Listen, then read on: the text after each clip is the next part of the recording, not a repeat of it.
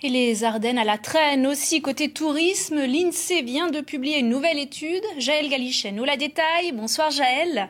Et le département a du mal à attirer et à retenir les voyageurs. Et oui Laurence, les Ardennes sont très peu touristiques.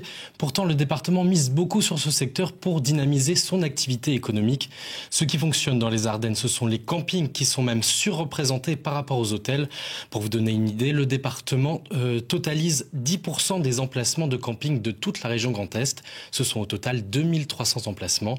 Et même si ces campings bénéficient pour beaucoup de nouveaux équipements indispensables pour leur attractivité, le tourisme stagne dans les Ardennes et surtout peine à attirer une clientèle étrangère. Ceux qui viennent sont majoritairement français et ils sont souvent de passage. Les hôtels, quant à eux, attirent essentiellement une clientèle d'affaires concentrée autour de Charleville-Mézières.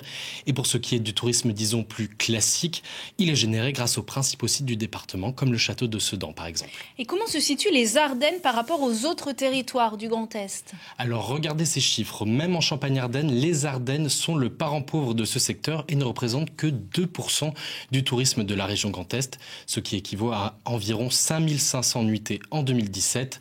Ailleurs, c'est un peu mieux, comme vous pouvez le voir en Lorraine, où le tourisme se porte bien, à part dans la Meuse. Et c'est encore mieux en Alsace, où par exemple le Bas-Rhin totalise 27% des nuitées en 2017. Autre information importante, il faut savoir que dans les Ardennes, ces chiffres sont boostés tous les 2 ans avec le Festival mondial de marionnettes de Charleville-Mézières. C'est à ce moment-là que les hôtels de la ville font le plein.